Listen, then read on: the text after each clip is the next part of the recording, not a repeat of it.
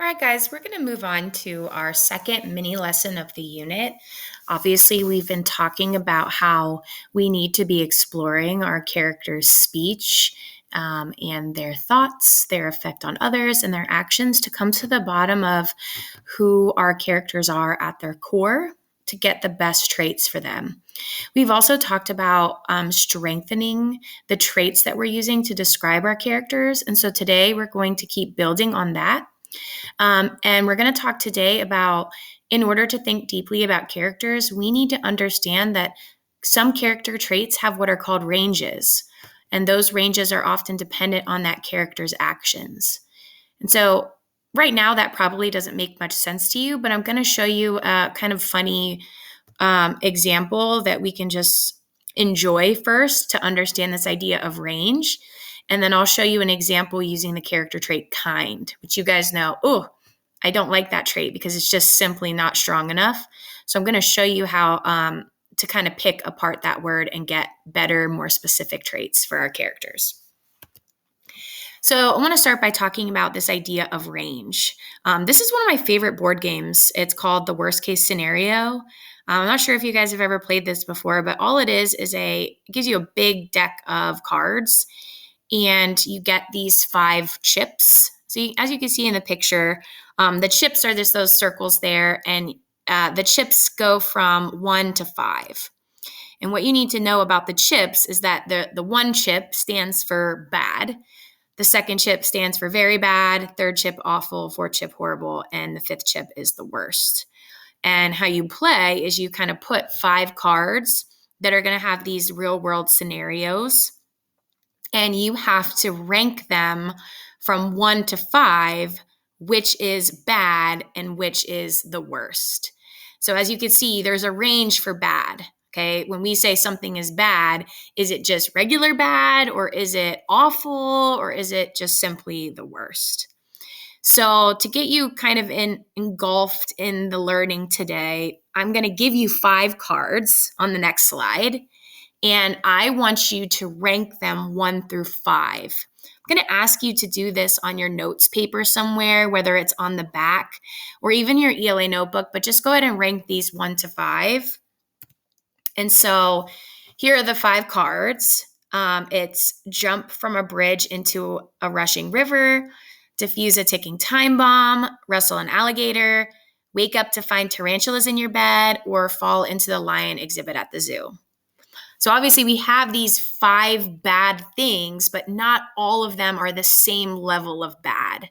There's different levels of bad, and some of these are way worse than others, at least to me. So go ahead and pause the video and just kind of rank these right now, with 1 being bad, 2 being very bad, 3 being awful, 4 being horrible, and 5 being the worst. Okay, hopefully you paused the video and went ahead and ranked those. Obviously, there's a ton of scenarios to think about when it comes to where these need to be ranked, but I'm going to share my ranking. For number 1, which is just bad, I said waking up to find tarantulas in your bed. That definitely sucks. But compared to all the other things, I would just say that that's like the lowest level of bad. That's a level 1. Next, moving up to very bad, I said falling into the lion exhibit at the zoo. Because obviously I feel like I would be in a lot of trouble. But again, a little bit less dangerous than some of the other options. So that would be ranking at a 2 on the level of bad. My third one is wrestling an alligator. I watched this show, I can't remember if it was this summer or in the past, where like you could literally just punch an alligator like right between the eyes, and oftentimes it will run away. So I feel like I would try that strategy. I don't know if it'd work, but I would try. And then ranking it at a 4 for horrible, I did the jumping from a bridge into the river. I am not a great swimmer, so I'm pretty positive I would immediately die from this and drown, which I think is pretty horrible. I was really torn about this one, whether or not it should be ranked number 5. But I said the ticking time bomb at 5 because I feel like I would be very stressed while diffusing that. And realistically, I'm so kind of all over the place. I would set the bomb off. So I thought I'm definitely dying for the time bomb, which is why I ranked it at a 5. So as you can see, there's 5 different levels of bad, and we're going to apply that to levels of traits. And so I want to do one together today. I'm going to ask that this should be the first page of your notes. Yours should look almost identical to mine. I'm going to ask that as I walk through this example, you write down what I'm typing on your notes so that you can have this as a resource to reference when you go kind of practice this on your own. And so I want us to keep that 1 through 5 sort of thought in our head, with 1 being the lowest level, and then moving up 2, 3, 4, and 5 being the highest level. So when I see that it wants me to find 5 words that showcase a range of traits for the word kind, the very first thing I'm going to do is think of as many synonyms as possible for the word kind. We don't like the word kind because that's, kindergarten level wording. And so we want to look maybe for some other words that mean kind. Now, I don't know if today I'm going to do a great job at using the strongest level of words, but today I'm mostly just practicing this range stuff. And so kind of watch what I'm doing here. Don't write anything down until I say, but I'm going to start by just brainstorming the word kind. And what are all the synonyms that I could think of related to kind? And so I'm just going to write down some that I had brainstormed here. We've got pleasant, considerate, compassionate. I think that shows a level of kindness. Polite. I think being loving is kind. Friendly. Now, some of these I'm not loving because they're really, really like elementary words, but right now I'm just brainstorming. Empathetic. So that's kind because you can kind of put yourself in someone else's shoes. Courteous. Amiable. Affable. That means like likable. Now, I know there are a ton more, but for the sake of the activity, I'm just going to kind of work with these ones I have here. So I have 1, 2, 3, 4, 5, 6, 7, 8, 9, 10. I have 10 words right here to play with. And for the sake of today's activity, I'm actually only going to pick 5 of them. So what I want to do is I want to start with the number 1. So think about the word kind. What would be the lowest level of kindness? So of all the words that we have written here, what would be that level 1, which is just like the most basic form of kindness? Because I think what we get confused about is, for example, let's say you let someone borrow your pencil in class. We cannot say definitively that the person who lent their pencil out is a generous person. Yeah, they did a kind and giving thing, but is generous the right word to describe them, or is generous too strong of a word to describe them? And so that's kind of where we're headed with this kind of, let's look at all the words that I have here, and I'm going to decide which of these words, synonyms for kind, would be the level 1, meaning just the very bare basics of kindness. And I think I have my answer here. I think I'm going to go with pleasant. I definitely think pleasant is the most basic version of kindness. So now I'm going to ask you to kind of write these down as I put them in on your paper. So I'm going to go to this box here, number 1, and I'm going to put pleasant in there because I would say pleasant on a range in a scale, pleasant would be a number 1 to me. It's not too strong, not too extreme, but just really mild. Okay. Now I'm going to go to my number 2. And I'm going to look and say which of the words would be like one step up above pleasant. Let's see here. One step up above pleasant. I'm going to say amiable. I feel like amiable would be a good one. This is just another word for friendly. So I feel like amiable isn't too extreme, but it's still kind, but it's kinder than pleasant. So, yep, amiable, that works. Make sure you're writing these down, please. Okay, so after amiable, I need to say, well, what would be the next step up? So we have pleasant, amiable. What would be the very next step? And if amiable means friendly, then I need a word that's just a little bit more than friendly. So I think of my list, I'm going to use considerate. I just feel like considerate is taking friendliness to that extra level. So considerate is going to be my number 3. Now, as you can see, this is my brainstorm. And so everybody's answers today might be a little bit different because of the way you're interpreting the words, but yeah, make sure you write down considerate. Okay, I'm going to go ahead and do 4 and 5. I think for number 4, I'm going to do empathetic. That just means like being able to put yourself in someone else's shoes. Yeah. And then my last one is going to be compassionate, because I feel like that kind of takes kindness to the extreme, is having compassion for somebody else. So there's my range of traits right there for kind. So instead of just saying the character in my book is kind, I want you to be thinking about, well, what version of kind are they? Are they a level 5 kind? Are they level 3 kind? Or a level 1 kind? Okay, because kindness has range, as does many other traits. And so your first step today is, you're going to be given a couple of traits that I'm going to ask you to find a range for, just like we did here.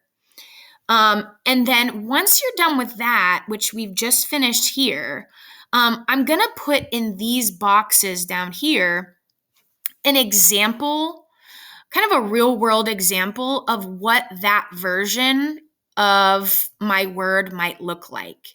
So please write these down as I do them. I'm going to talk through them real quick. So I'm going to start with pleasant. And pleasant is a synonym of kind. So I'm going to say, what is something that someone can do to be pleasant? Okay. And I have to be really careful. This is a level 1. So it has to be kind, but not too kind. So I'm thinking for pleasant, I've got one. I'm going to say a shy student says good morning to the teacher with a smile. Okay. Go ahead and write that, please. I really like that one as polite because I feel like that student is being kind by saying good morning, but I wouldn't say that they're on the level of, compassionate or empathetic. It's just very basic levels of kindness there. So a shy student says good morning to the teacher with a smile. And feel free to pause the video at any time to write these. I'm going to move on to amiable. Remember, I said amiable is kind of just being friendly. And so I'm going to say, okay, what is an example of friendliness, of something that someone can do to be amiable? It has to be better than just saying good morning. So I'm going to say someone asking the new kid in class to sit with them at lunch. I feel like that's a good example of being really friendly to show kindness. Now, it's not the kindest thing in the world, but it's definitely one step up from just saying good morning. So that's a great example there. Okay, asking a kid to sit with them. Okay, moving on to considerate. Considerate, oh man, what is something that someone can do to be considerate? I'm going to say asking people not to laugh when someone feels embarrassed.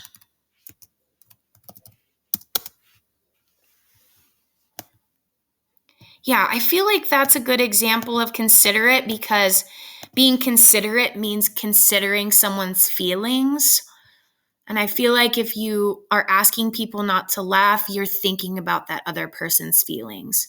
I definitely think that is more kind than the first two we wrote. Okay, so we're on the right track. I'm going to move to empathetic. This is being able to put yourself in someone's shoes and kind of understand them.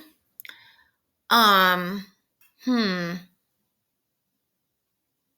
going to write sending flowers and a personal note. Someone whose grandma passed away. I think this is a good example of empathetic, because maybe we would have an experience like that as well. And so sending flowers and that personal note lets them know that you get them, you understand how much pain they're in. So I feel like that's empathetic. And I definitely feel that is a stronger example of kind than the first three. So we're on the right track here. And then last but not least is compassionate. Well, this is a level 5, so whatever I write in the compassionate box needs to be the strongest example of kindness of all of the examples. So what is something that someone could do to be compassionate? And I'm thinking volunteer at a homeless shelter every week. Yeah, that consistency of every week, and then that, going out of your way to do something for someone who's desperately in need, like the homeless, that is the highest level of compassion. So as you could see, I have filled in my chart with 5 synonyms for the traits that I'm being asked about.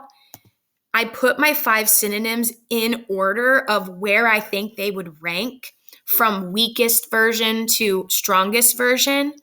And then I just provide an example of each of those kind of words, a real world example that people would understand that. And I make sure that each one is better than the next one.